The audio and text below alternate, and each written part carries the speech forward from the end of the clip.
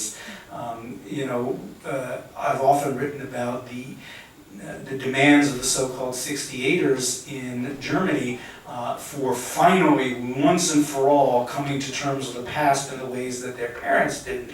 Of course, that's easy for them because they're not saying, we Germans are guilty is easier to say if you're not actually guilty because you weren't born yet. By the same token, we find out that the avatars of that kind of repentance often had hidden issues that they were dealing with. The Gloss case makes clear that all his lecturing, you're not remembering well, was very complicated psychological. I haven't seen believe in psychology that far. A complicated psychological, but not only psychological. You can imagine circumstances where Gloss wouldn't have had a problem talking about having been in the Waffen-SS or about his wartime experiences. A question here? Jeff, I'd like to push you on one more dimension. I'd just like to point out this is the second time Jan has heard this. Sorry, but it is so inspiring, really. But so you are setting a little war from sociology against psychology. I would like to open another front between, I don't know, political science and sociology, or anybody who thinks about power in politics versus what you presented. What is missing a little bit, or maybe more than a bit, in the scheme you presented is the dimension of power and power politics. In the following sense, very quickly, this correction about construction of region is very important, right? But regions are constructed by specific actors, and different actors will produce different visions of regions, and one will become hegemonic, others will not, and so on. So you have asymmetry among the actors constructing. That's what the first thought. The second thought is that some actors have very strong interest and a lot of power to actually construct the picture of time as frozen. So this recent preoccupation with flow and change is a little bit exaggerated because some want to stop time and actually use it to their benefit, the vision of the reality as frozen and not as changeable as we tend to think. Yeah. I'm not going to take up battle because I agree with you. And if I'd had a half an hour longer to talk, and didn't kill you all to sleep. Power is. I didn't talk about the air that we're breathing while we're sitting here. I agree entirely. And one of the things that these notions of regions and the continual reformation of regions, it's like trying to stand still without moving. It takes a very great deal of energy. And so, I think that's a fascinating problem. And who wants to maintain the status quo? Or to maintain that there is such a thing as a status quo despite obvious changed circumstances. I think that's a fascinating and important project. And so one of the implications of the flow and the dynamism model is that stability is itself a form of motion. Thanks for the great lecture. I always like when you talk. I want to go back again to the regional issue and kind of not push you, but ask you to specify a bit about the criteria of what construct this regional, because I think that part of it is about collective memory that kind of construct this regional thing. And if I try to remember the kind of examples you gave us, one was from South America, one was from Asia, and I was wondering if you can take your model into your own country and kind of think about the regional issue. Yes.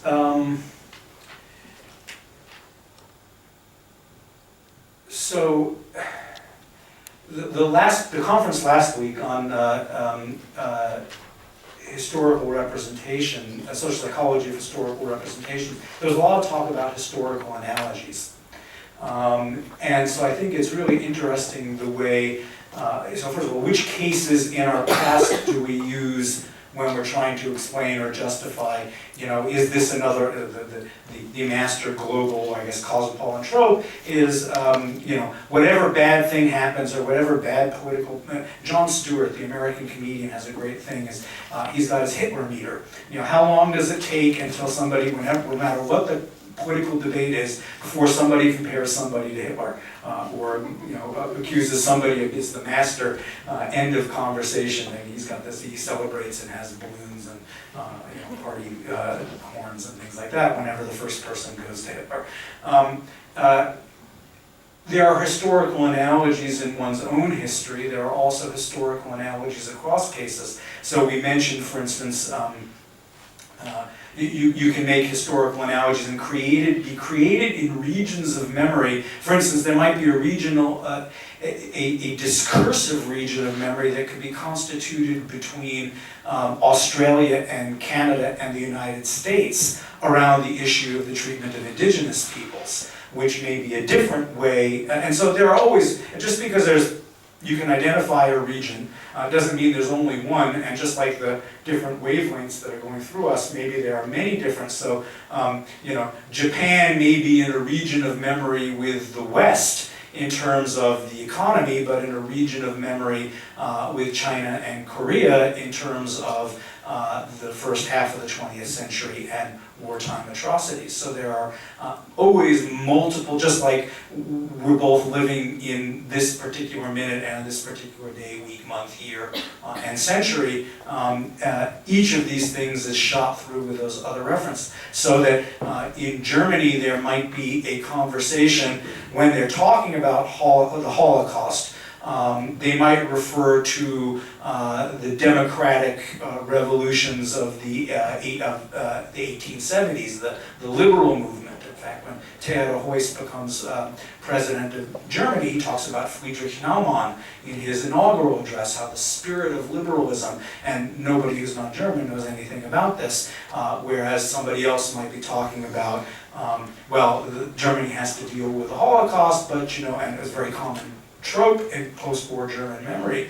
After all, what you did to the Native Americans, or what you did to the slaves, we're all the same, and that analogy works. So there's a comparison to between the Cold War and the U.S. Civil War. There are analogies that go left, right, and they make sense in some contexts and don't make sense in others. Also goes to the issue of boundary transgression. The point that John Stewart is trying to make is that it's really pretty appalling when you play the Holocaust card, no matter what the context, and that sort of really is that the same thing. Endless complexity. I think we have a question from Bernard. Sorry if I didn't see you earlier, you were obscured by the... Yeah, okay. Just very briefly, as a psychologist, I feel really obliged to react to what I said.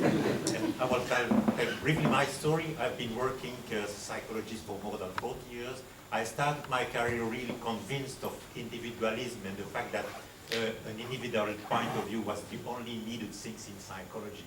But I think I've been working seriously in this career, and I've totally changed my point of view, and now I am really militating against this individualist view in psychology, and I know that I'm not alone, fortunately.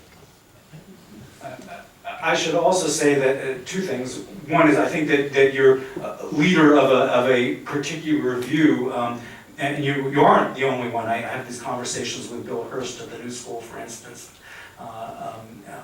year after year. I would also say that there is a pretty strong difference, I don't know if this is your experience, between social psychology in Europe and social psychology in the United States. An author like Moscovici, for instance, talking about collective representations, is foundational for European social psychologists. You could walk up and down the halls of psychology departments in the United States and not find a single person who'd ever heard the name.